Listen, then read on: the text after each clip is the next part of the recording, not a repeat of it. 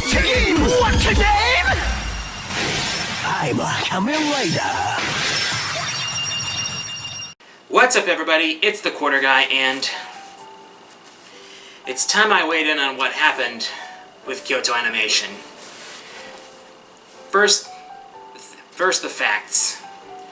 On July 18th, Kyoto Animation Studios building was burned in an arson attack. 34 people were dead, many of them were women. 36 others were injured in the attack, and nearly all the material was destroyed. Now, Kyoto Animation Studios was behind such well-known works in anime such as Haruhi Suzumiya, Lucky Star, K-On!, Free, Miss Kobayashi's Dragon Maid, Violet Evergarden, Sound Euphonium, A Silent Voice. So, even as someone who hasn't watched a lot of anime, I can still understand the impact of such an attack. It's heartbreaking to see all that work happen to a studio, one of the few animation studios, from what I understand, that actually treats their employees well, and that hires a lot of women. And my heart goes out to all the families of all the victims, and to all the fans who had their hearts broken at the news of this happening. It's really sad.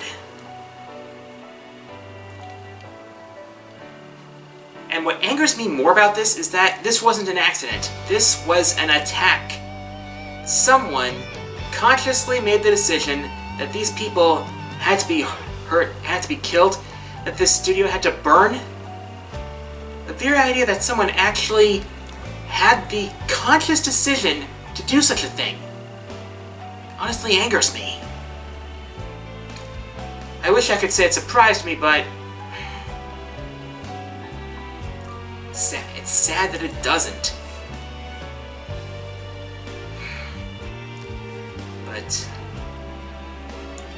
this was a devastating incident for the anime medium, for culture as a whole. It hurts. I wish I had more to say about this, but I guess I can move on to updates now. Birthday's coming up on Tuesday, so I'd like to do a birthday stream for that during the afternoon. I'm currently in the editing phase of my top 10 series I want revived. Hopefully that'll be up before the end of the month. And also, I would like to reveal what my next arcade retrospective is. It was going to happen at some point. It's the Mega Man arcade games, Power Battle and Power Fighters.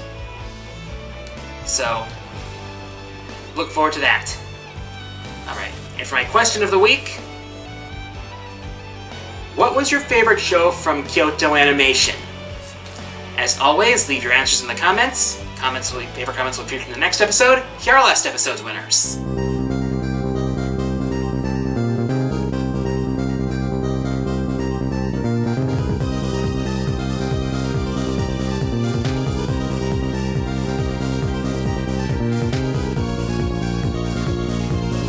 And with that, time for the fourth wall mailbag.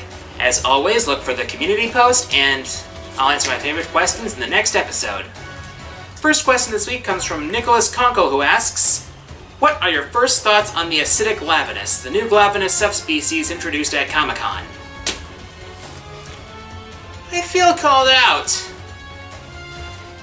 Yeah, for those of you who don't know, the glavinus was my least favorite of the Fated 4 from Monster Hunter Generations, and one of my least favorite monsters in the series, based on my first impressions of fighting it.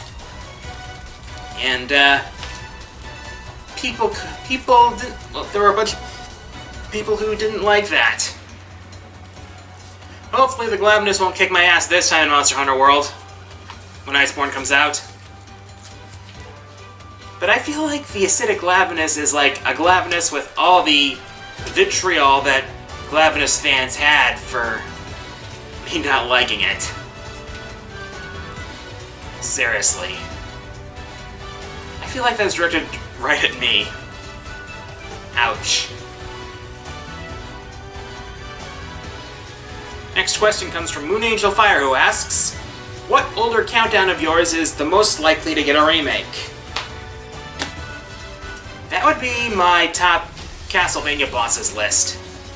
Granted, I'd probably have to replay some of the Castlevania games to refresh my memory for a few bosses, but that's one reason. The other reason is that since then I played the first Lords of Shadow game, and there might be at least one boss on there that's worth talking about.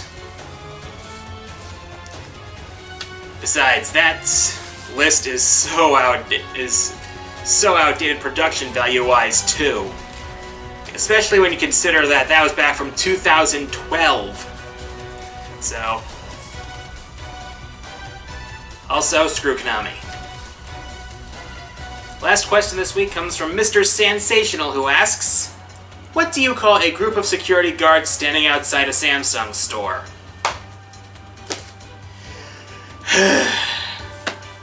The Guardians of the Galaxy.